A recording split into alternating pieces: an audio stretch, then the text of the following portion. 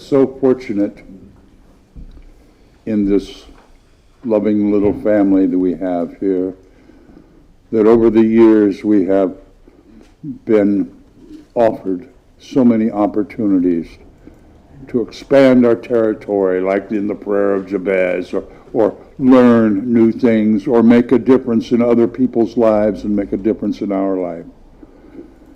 And I guess this morning I'm just trying to remind us all to remind ourselves to be open and receptive to new things, opportunities that the divine has in store for us. So many times we're so intent on being home to watch Dancing with the Stars and being over at the Coffee Clutch that we miss so many opportunities that the divine offers to us. Opportunities to expand our awareness, expand our understanding, learn new things, share our wisdom, make a difference in someone else's life as well as our own. So we have a wonderful day here at Church of the Oaks. We are going to learn about amazing new opportunities. And so just hang on and stay awake. You'll be glad you did. And so it is.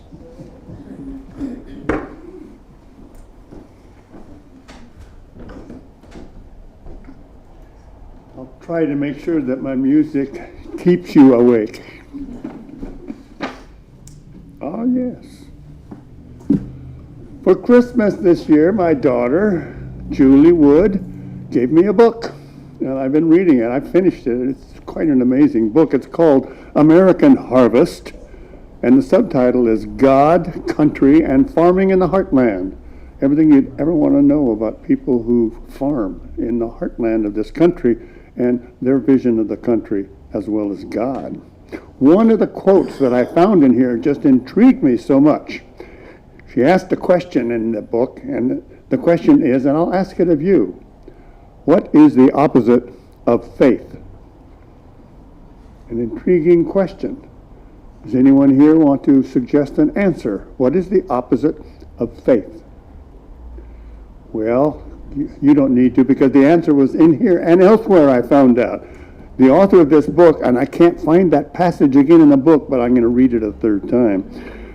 She says the opposite of faith is not doubt, which is kind of what I thought it was, but certainty. The opposite of faith is certainty. And she goes on to say certainty is missing the point entirely. Now this time I'm quoting a different author. This is Anne Lamott in her book Plan B, Further Thoughts on Faith. She says, certainty is missing the point entirely. Faith includes noticing the mess, the emptiness and discomfort, and letting it be there until some light returns. Well, when I went on the internet to look up that phrase again, I found another author. You all remember Brene Brown. She said exactly the same thing. The opposite of faith is not doubt, but certainty. And then there was a follow-up article by Sarah Pruitt-Airy, and here's what she had to say in comment to build up that statement. She says, when we become certain, we turn into a rock. We're certain that things are a particular way, and there is no changing our minds. Know anyone like that? Perhaps there's someone like that in here. Who knows? We're not open to change. We're not open to mystery or something new. We become a rock. She goes on to say, we don't want to be uncomfortable, and something new makes us feel uncomfortable. Ever remember this fellow suggesting he wants to make us feel a little uncomfortable? Uncertainty itself feels uncomfortable and scary. We love to believe in certainty because it helps us feel like we know what we're doing, what's going on, and that we're safe and in control. The problem is that certainty and control apparently are certainly an illusion. We need to have faith in something. I've been contemplating faith a lot recently. We need to have faith in something, whether it is in a divine being or in our own ability to stay afloat, or simply faith that things will work out and that we'll be okay. Until we get comfortable with our faith, we'll close off all other possibilities and cling to certainty like a lifeline. So, my suggestion for all of us based on this reading is let go of certainty, have faith, learn to live with ambiguity, trust the universe, trust your own instincts, because that may be God speaking softly to you, and trust yourself. Namaste.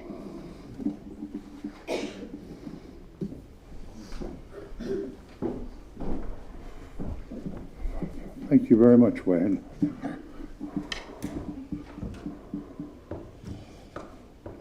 Very interesting mini message, sir. Made certain parts of Patrick feel a little uncomfortable. And I'm sure of that. Well, good morning, everyone. Welcome. We're going to have a lovely day today, and we'll continue doing that. But let's talk about when's the Thursday? A week from Thursday, the Spiritual Book Study Group. A week from Thursday, 10 a.m. in the hall. There'll be coffee and other stuff too, and great discussion. This Saturday, we're going to have the Bluebirds show up at our cabaret at 5 o'clock. It's a free concert from 5 to 7 p.m. The Bluebirds were rated the best, folk rock band in Sonoma County 3 years in a row. And people like them. They're amazing. So some good free music on Saturday night. Sunday is going to be an exceptional day because Pat's going to be giving a wonderful message, as always, but mostly because Bonnie is going to be serving chicken and dumplings, and other gals and men and ladies are going to help add more food for our monthly potluck. So that'll be something to look forward to. Any other announcements? Nothing? Oh, okay.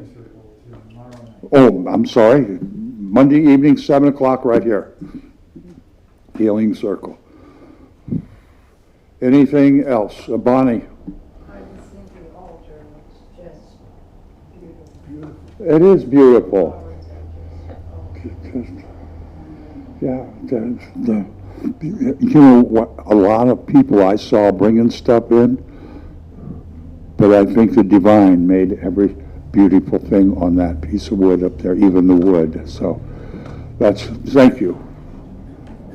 Anything else? Speak now or forever hold your peace. Okay, we're going to sing. And for those of you who don't remember, and for those who do, Vivian ended every one of her talks for 25 years with Namaste. Wayne very often ends what he shares with Namaste. We're going to sing a song called I Behold the Christ in You. And that's kind of English, our version of Namaste. If you'll notice back in the foyer as you walk in, you'll see this vertical banner. That's a gift from Wayne and Nancy. It says Namaste. It's really important, and it's a consciousness we try to maintain as often as we can. I behold the Christ in you. Let's stand and sing that. Wayne, will you play it through for us once, please?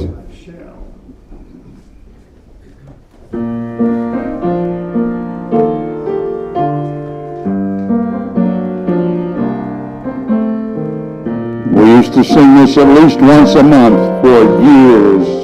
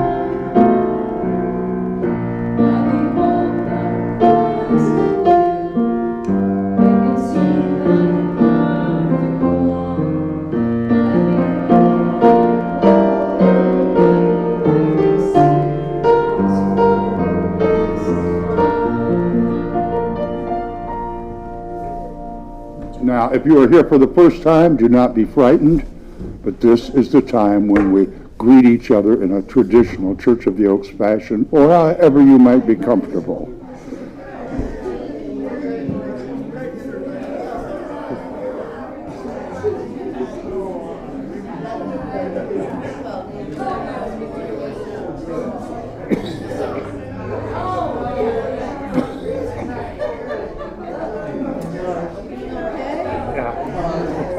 One of those moments, huh?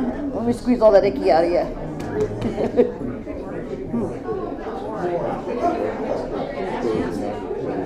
Thursday night, possibly Thursday, what time? 7:30 to 9:30. Okay, I will talk. Around here, yeah.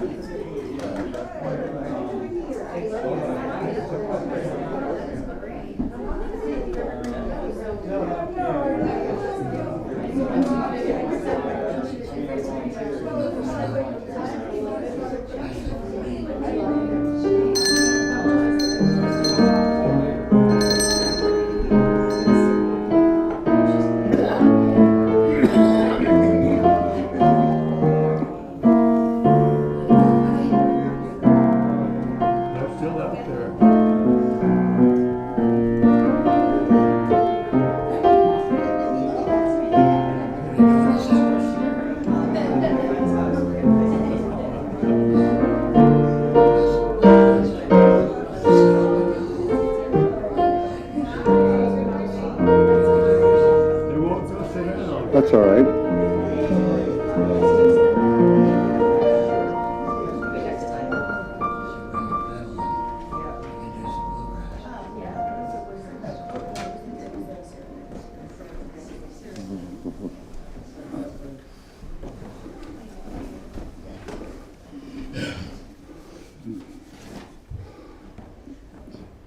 How about one great big deep breath? Hold it. Oh, you can let it out. Just see if you're paying attention, that's all. You know, when we talk about abundance and prosperity and sharing that, I don't have a whole lot to say to you folks. It's like singing to the choir. The only thing we ask when someone becomes a member here is that they promise to share their time and their talent and their thought and their treasure with the universe. Hopefully some of it with Church of the Oaks, but mostly with humanity, with our world, because that's what our world needs. It needs the abundance that flows through us to keep on going, to be shared with everyone in whatever form. So let's read together the affirmation of abundance, may we please? True abundance and prosperity aren't based on our net worth. They're based on our self-worth. May we ponder that wisdom for a moment, sir.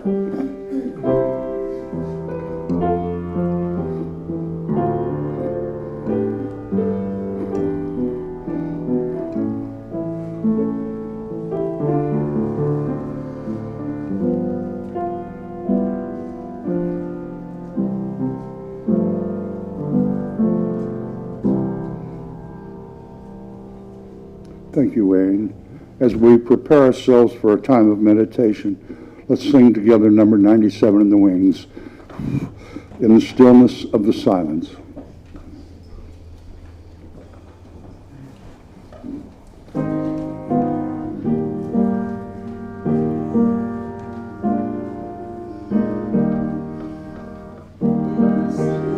Yes,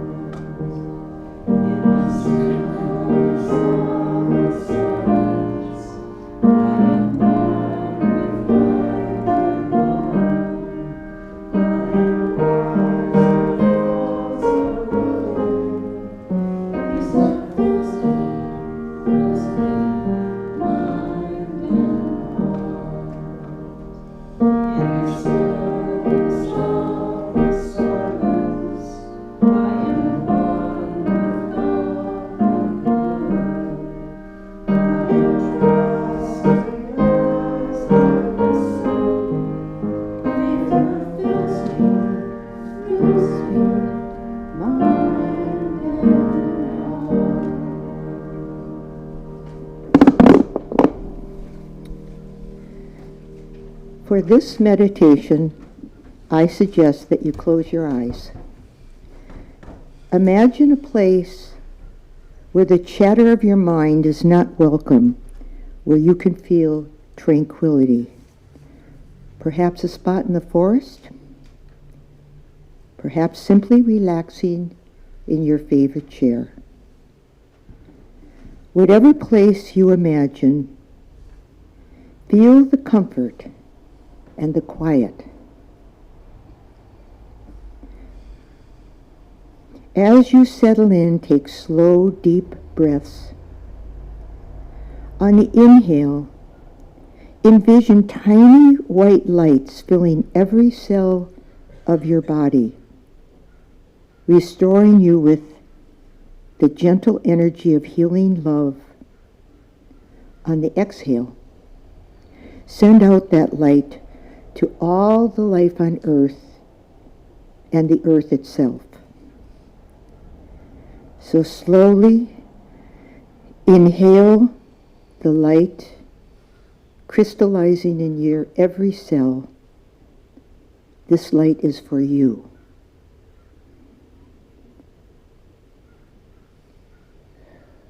On the exhale, exhale for all the life on earth and the earth. So let's begin.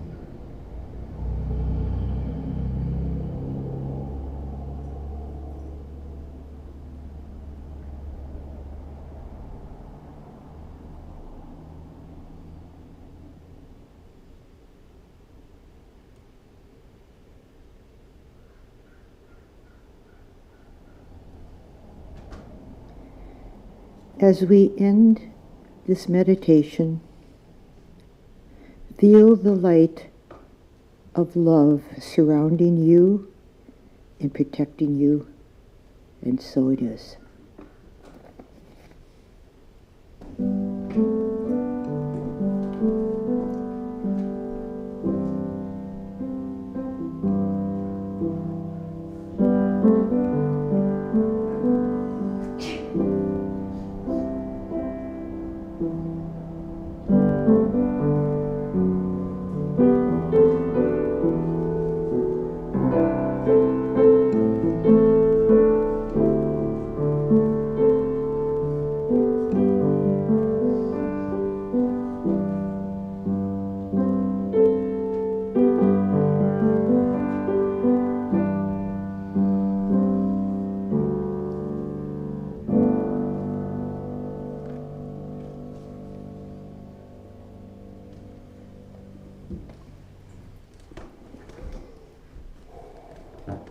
I'm entitled today, It Takes a Village, and that comes from a West African quote. It takes a village to raise a child. Well, most of us, with the exception of a couple, have done our child raising stuff. But more to the point, it takes a village, it takes a community for the people in our community. We have to be together, connected, to enjoy life the best we can, to make the things necessary in our life experience happen. Governments are just structures and kind of cold and kind of maybe not real cool. But when you have a community, we've called ourselves here a spiritual community, a life enrichment center. It just changes the whole dynamic of life experience to anybody that's part of that. I am excited today. I was talking to Kim about a month and a half ago, maybe. I think maybe the first time around Thanksgiving was just a little mention, not paying a whole lot of attention. Everybody's intent on talking and being heard, not so much about what they're listening. But we have had some amazing opportunities in this place right here. One of them was when the Crisis Wranglers were created. And that's when our members had their social media outlets and connections. And we, in just a few days, raised a lot of money for the fire victims up in Lake County. A year or so later, we had about 8 days to completely stock an apartment for a family of 4, man and his wife, and an infant and a 2-year-old from Afghanistan. And we did it. It was amazing. We saw a little blurb about rental opportunities with COTS, something, whatever that was. Planted some seeds and worked on it in due diligence. And that was about 4 years ago right now. And 3 years ago in August, we signed our first rental agreement. And there have been 2 families living in our parsonage as transitional housing for the last 3 years. It's amazing. And opportunities, they're all around us. We just have to be aware of them. And I heard Kim talking about this cool thing in Petaluma and Pengrove where it was like a village network and people helped other people and you could subscribe to it and get services every month. And then I looked it up on the side. You guys got to come and talk to us. Because if you remember a year ago at our annual meeting in 2022, you as a congregation said you wanted me to let you know and be part of the church service on ways and opportunities that you might share your time, talent, thought, and treasure in a private or individual fashion, as well as what we do as a community. So that's what I'm doing, and I'm really, really excited. The opportunity potential is off the charts in kind of like 9 different directions. So you've heard me rattle on long enough.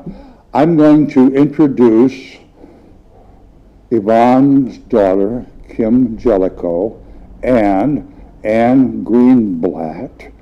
And I'm going to introduce Kim because I can't introduce Ann in the way that she needs to be introduced. She is an amazing human being, and I've heard stories. And so, Kim, why don't you tell us about you and Ann and the Petaluma Village? No, I'm sorry. You tell us what it is. Come on up.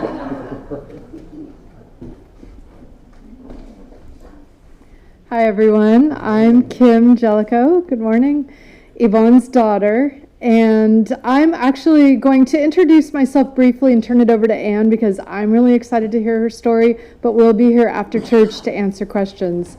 So briefly, I grew up in Sonoma County in Petaluma, just moved back in 2020, and a friend invited me to volunteer with the Village Network of Petaluma on the programs team. So we put together an event monthly, public programs. You all could dial in and join for a lot of these on everything from fall prevention to, there was something about a painter recently, French Impressionist paintings, a lot of really cool things.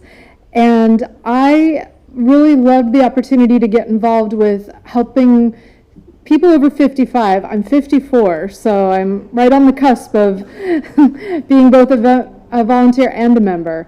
And then at the end of the year, I was asked to be on the board.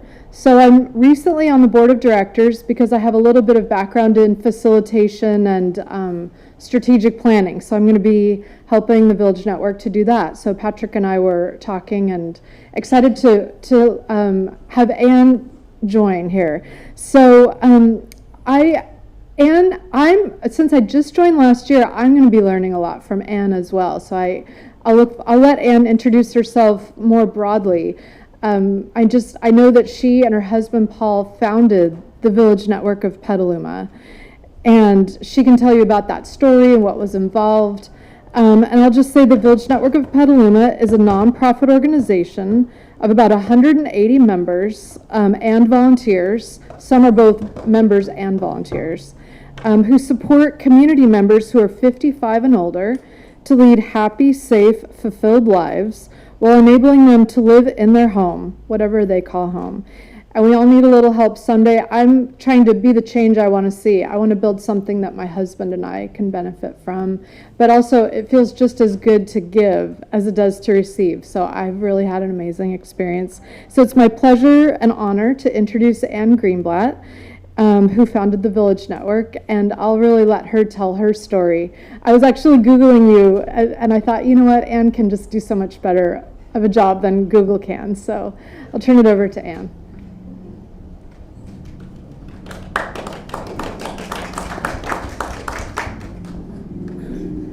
Thank you so much, Kim, and thank you, Patrick, for inviting me. And it's a pleasure to be here and to talk to you a little bit about the village, which has been my passion for my 70s, for the last 10 years of my life. And Patrick shared with me your kind of writings about community that you all have. And it's like, oh my God, these guys get it. I don't need to say anything about what community is. It's wonderful. So my husband and I raised a family. Oh, thank you. My husband and I raised a family with 4 kids, and he was in high tech. I worked at Stanford as a public service career counselor, which is wonderful, and later at Sonoma State. And we retired at Petaluma to be near our family and our 4 grandchildren. And that year I attended a conference of the National Village to Village Network. And my husband says I came home with my hair on fire. I loved this concept of a mutually supportive, trusted network of people as we get older, supporting each other and forming networks of connection. And that concept had started in Boston and spread like wildfire around the country, but there was nothing in Sonoma County. So as Kim said, all villages are nonprofit, and they offer this trusted, cost-effective community of support for seniors to live independently and thrive in the places they call home. And all villages are unique. As they say, if you've seen one village, you've seen one village. But they're mostly member and volunteer driven, and they all feature volunteers working in teams to offer driving, friendly visits, tech help, that's a big one, home repair, and many, many social programs to be connected, to stay connected. The National Conference had offered workshops on how to start a village, and they advised you to start early on by having a town meeting of seniors, people who are offering senior services in the community, and to invite a speaker from another village. In this case, it was San Francisco Village that was ahead of us and much larger and more established, to speak. And we gathered about 45 people in Petaluma and at PEP Housing headquarters. And the group brainstormed all the existing services on, we put them on flip charts around the room. Services for seniors, like driving, housing and home repairs, social connection, technology, and nutrition, things like this. And then people had colored dots, sticky dots, that were red, green, yellow, and people had time to go up and put dots on the things that were already handled. They were green. The ones that were yellow were, this is sort of handled, but not really. And the red ones were, this is a gap. And it was a great process. You may have done this yourself sometime. And it made it clear that the big need was for driving, lots of red dots, and housing. And we weren't sure what we could do there, but housing, home repair, and social connection. And so we kind of got our marching orders. This is what was needed in the community. And we made it clear to all these providers that the village was about collaborating and leveraging each other's services, not competing. This is a huge thing because we're often asked, how are you different from Petaluma People Services? So it's very much we're wanting to collaborate. So we started meeting at Aquas Cafe. We had a table with a little placard that said Village Brainstorming Group. And slowly we met more people. And I was at the time in the Unitarian Church in Petaluma. And so several people from Unitarian Church were very much part of the core group and on the founding board. So we started then meeting at kitchen tables, and I think it was every week actually, and gathering the people who were really passionate and wanted to dedicate something to bring this into life in Petaluma, and to serve the older adults we wanted to serve all of them, all the ethnic differences and economic and racial differences that we had. We're still working on that one. We don't have a lot of Latinx members, but we're still working on it. After 2 years, we had a soft lunch in the library with music and refreshments, and Sausalito Village people came and spoke to us, and we developed a brochure. And the national network had said, seniors don't like to be called seniors, and they don't often like to go to senior centers, and they'd rather be called older adults. So that became our phrase. We're for older adults age 55 and older.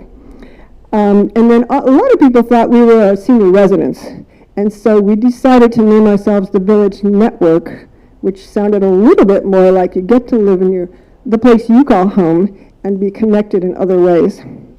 And it's pretty much did it seems like. So we rented office space and a place to gather as a community with Rebuilding Together in an old building that no longer exists, but the rent was definitely cheap. And a few months later we had an official launch with the mayor and ribbon cutting and champagne and strawberries, and people signed up as members or volunteers. And it was at least 100 people, probably more than we should have had, but it was very exciting. And we were off and running. And we offered, the village is a member, has paid memberships, even though it's a nonprofit. And so that's part of our base are the dues from members. And so we set these dues as low as we thought we could afford, which was $55 a month for an individual, $80 for a household of 2 or more. And at the time, a lot of people said, well, it's just too much money. And I just realized we're not hearing that so much anymore. Maybe it's inflation, I don't know. But at the time, we pointed out, well, if you got 5 rides a week through the village, which is one of the things we offered, it would cost you more than that, about at least twice as much. So it's not a transactional phenomenon, I don't think. It's really a transformational one to be in community as you all are, and know that you're part of something larger and supporting each other and reaching out. But it has a transactional piece when you talk about money. We also knew that we really wanted to offer scholarships, and we started calling them subsidized memberships. And one of the people who joined that way said, "I don't want to be called a subsidized member. Can you call it scholarships?" So we did. And we waited a couple of years till we could offer those because we realized that we could get some grant money for that, and we wanted to get on our feet first. And now about 20% of our members are on scholarship. We realized later that we wanted to have another level of membership, and a lot of villages around the country did, for people that wanted to join, like maybe Kim, who didn't need volunteer services, but wanted to be part of the network, support it, come to social events, create them. And so we offered an associate membership at $30 a month, or $45 for a couple household. And these dues, cover rent, liability insurance, technical stuff, and a part-time staff to kind of hold it all together. So that was wildly successful. A lot of people joined as associate members, the volunteers also, and we wish we'd done it in the beginning, but you live and learn. There's always pitfalls, and the great thing about the national conference, and then California has a network too of villages, is that you learn the best practices and what works and what doesn't work. All of our furniture is donated. As you can imagine, older adults have lots of stuff they don't need anymore. So that was easy. And we started doing living room chats in people's homes where we talked about the village. People invited their friends.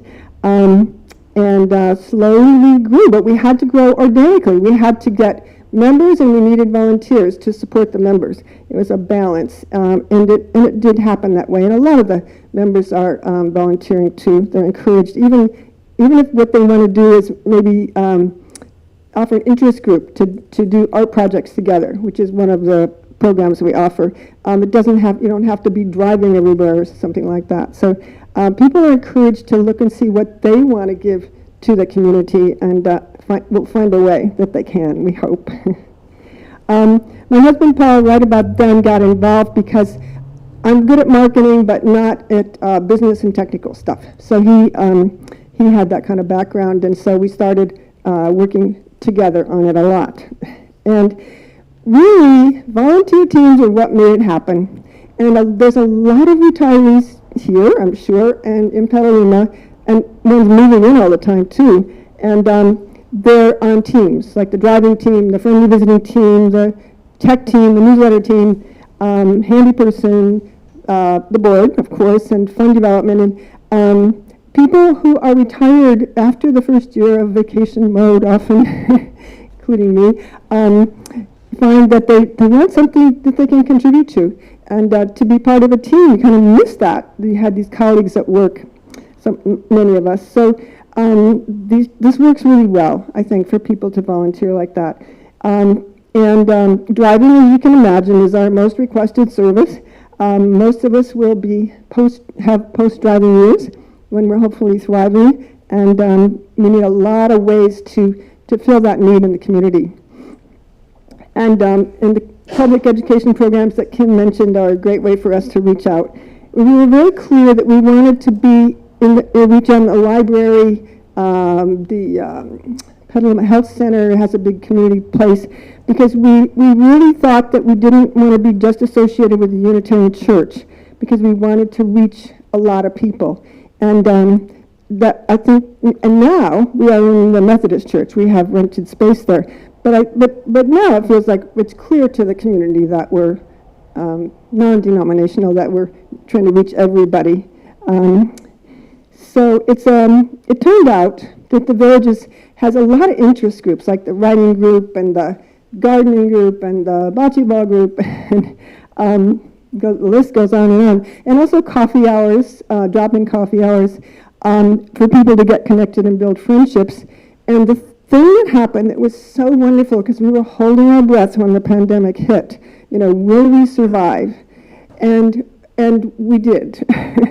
We had a lot of outdoor kinds of things, the friendly visitors, not on porches with masks and that kind of thing. But it really did sort of bring tears to my eyes that it really held and expanded during the pandemic. So it made me feel like it was all worthwhile. And the drop-in coffee hours are still thriving, and now we have 2 of them every week. And that's a good way that we reach out to people as well. So, and we're at 100, you said 180 members and volunteers, right? And we now have an executive director and a couple of part-time staff. So we really felt like there are some villages that are all volunteer, and they do thrive. and it takes a lot of coordination and good technology to do that. But we felt like we needed some staff people to really hold it together. Does anybody have any questions? Do you have a website? Oh, we do, yes, thank you. And we have a brochure that I will put some in the social hall, and Patrick will have some. We do have a website, definitely, and I also have a couple handouts that will be in the social hall after to have answer more questions. And if I might add to that, Ann, on the back of your order of service, turn it on the back. There's website, phone numbers, information, testimonials. It's a whole wealth of information. And you can just take that whole thing home with you. Won't cost you anything. These are quotes from our members. And actually, I had a couple stories of the members that I thought might be fun to read. I changed the names. These are fictitious names, but these are real people. I'll just read you a couple. Let's see. Christine has impaired vision, and her doctor advised her she needed to stop driving, and she didn't know how she was going to get to medical appointments or shop for groceries. And her children offered to rearrange their schedules to drive her, but they had busy lives. They were raising their own kids. They had full-time jobs, and she didn't want to impose on them too much. So she found willing volunteer drivers to take her to medical appointments. Med pals, we call them, who will sit in the appointment and take notes for you if you want that, because sometimes everything the doctor says just goes too fast. And she recently started hosting the gardening groups, and this is a while back, because that's been going a while. And she loves the balance of giving and receiving. And let's see, Steve and Pat recently retired and moved to Petaluma to be closer to their family. They missed their old community of friends and wondered if they'd made a mistake to leave that community at their age. They decided to join the village as associate members, and they discovered that the village potlucks, before the pandemic, we had a lot of potlucks in people's homes, and that was a big part of it. People loved the potlucks. Now we have them in the parks in the summer. They were a great way to have meaningful conversations. And Pat joined the writing group, meeting once a week, and a lot of people form really deep friendships in the writing group because they're writing about, really things close to their hearts. And Steve loves the book club. We have a social justice book club that he was very excited about. And they love the flexibility to volunteer on their own schedule, because most of our volunteers go on trips and have other lives, and they don't want to be tied down too much. So you can, when a member request pops up on then you can say, yes, I can take it, or let it go. And people really like that freedom, I think, in retirement. There are a few, like we have the call responders, and they, have schedules, and they agree every Tuesday from 10 to 1. I will man the phones, person the phones, and respond to member requests. And there are villages, all volunteer villages, where they just pass around a cell phone, I think, and the call responders keep it connected that way. Interesting.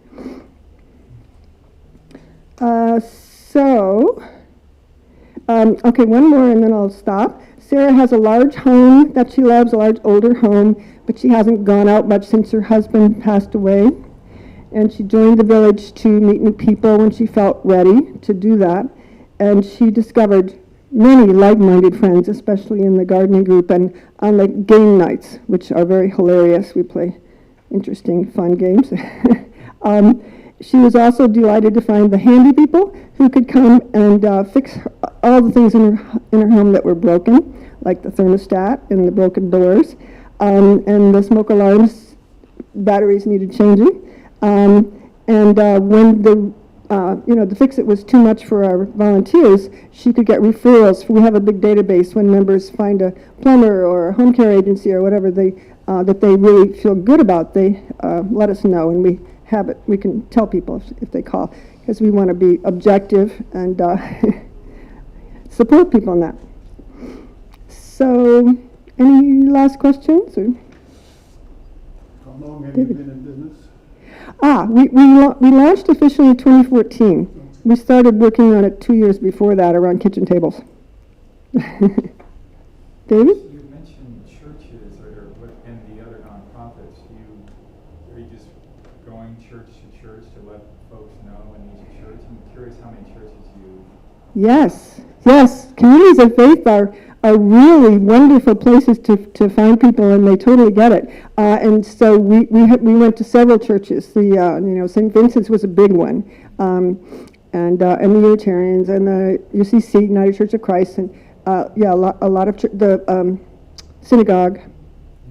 So that's been a big support, and the service clubs, the Rotarians and Kiwanis, places like that are good places, because many of those folks have older parents, and they're really struggling to maintain their lives, bring up their children, and support their older parents. Yeah. Is there any thought of expanding opportunity for membership to Katati members? We get that a lot. What we decided was that people can join as associate members, and we have several in Kotati, Sebastopol, Rohnert Park, and the associate members can get up to 3 volunteer services a year, but not the 5, up to 5 a week. Many people ask us, and there is a village model that's called the hub and spoke model. Marin County has that, where they have a central city, San Rafael in this case, that's the administrative hub, and then outlying communities like, I don't know all those communities, but Corte Madera and Fairfax, where they have smaller villages that come together and have social connection, and then people volunteer for the larger one. But so far we found that it's hard for us to expand beyond Petaluma Pen Grove in general, because volunteers have to drive, a long way. But we are I'm not on the board anymore. I resigned a year ago. And I passed it on to the next generation of very able leaders like him. And I'll tell you, I'm so relieved to do that, because it just became more than a full-time job. But the board is strongly considering expanding, or maybe, fostering a hub and spoke model. But I can't speak for them. Is that it for now? Any last questions? Okay, thank you so much.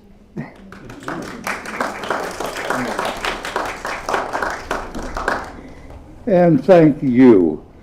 Did anybody not feel the passion and the deep caring that Ann has invested probably her whole life in serving her fellow human beings? And I just see, Ann, I have a suggestion for you. I'm on a little ad hoc committee with the Council on Aging here in Sonoma County, and I had an idea when you were talking about the seniors don't necessarily care to be called seniors, and the need for technological help, hooking up the TV and figuring out the remotes when they don't work. We formed a little group with some high school kids and we call it Geeks for Geezers.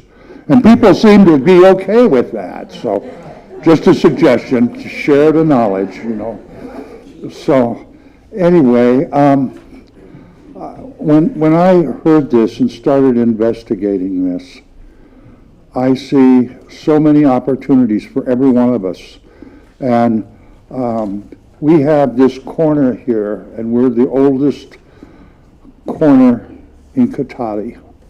And just look around the room, and I see people in this room that could use some of those services from time to time. And people like Amy Hewitt, and we all know others that certainly could use some in-home visitation, some help, maybe doing the dishes, changing the bed, going to the grocery store, the doctor's appointment. There's so many opportunities that we can share our abundance. We don't even have to write a check. I mean, it's just, we can share. And we don't have to recreate the wheel. There's a perfect model, several perfect models that I'm guessing would be happy to share their model, their problems, and their successes with us if we would choose to endeavor to do that. And I'm excited. I've been excited since I heard about it, and I look at this family that we have here, and it's like, we have opportunities and possibilities. And I just think, and this village concept is giving and receiving. It's the combination of both. I may not be able to drive, but I can cook and I can do dishes. So if somebody will take me over and I'll be happy to do dishes for somebody that just had arm surgery or can't. There's so many opportunities to collaborate and be connected together. That's how humanity is going to survive. If we don't reconnect and buddy up and start holding hands and sticking together, I don't know kind of what's going to happen. So we're going to go next door and we're going to have a cup of coffee and some cookies or tea, and Ann and Kim are going to answer questions and share their enthusiasm and their love and their compassion and their ideas and experiences with us. No question is goofy or stupid. I can come up with some stupid questions, but I work at it. But anyways, thank you so much, ladies, both of you, for all that you do in our community, because Petaluma is our community too, and Pen Grove. We're all in this together. So thank you very much for the service that you provide for all of us. So, anything else that you'd like to ask or talk about? Yes. The flowers on the outside, I don't know who brought the ones in the middle, but the ones on the outside, Uh-huh. you know, available if you'd like them. They're my vases, but Okay. Well, thank you. try to wrap it up. All right, we can do that. Thank you very much. Maybe our speakers would like to take flowers home. I think that'd be cool. So anyway, Jean. I have a question for you girls. I'm in break, so that's just the other side of basketball. Is there that area at all up there, or are you just in the Petaluma? Or is there somebody up in our area that you could refer me to? We don't go that far, but Sebastopol is starting its own village and working with the senior center there. So I talked to them, and I can afterwards I can share. The name of who's working on it. Okay, thank you. Yeah, I think this kind of idea can catch on, and this isn't new. There's always been the councils on aging. There's been senior programs and community programs forever. And Ann was talking about, we're not trying to compete. Let's collaborate. And what do you guys do? And what do you guys do? Well, if we get it all together, more people can get your service, and you'll have more people to help with your service as well. So it's all about knowing and expanding the awareness that people have that what is available right here in this loveliest part of the country there is. So anything else? All right. Well, I hope you caught some of my excitement, and we're going to have to end pretty much because I think I'm going to wet myself if I get any more excited about this. So let's stand up, and Wayne's going to play this through again. This is going to be our theme song, I think. It's A Family of Love. Wayne, will you play it through? And the bottom, the last, where it got down, it's got two verses. When you get to the bottom of page 2, go back to where the second verse starts at the bottom of page 1. Number 210 in the Wings of Song. And again, ladies, thank you so much for being here today.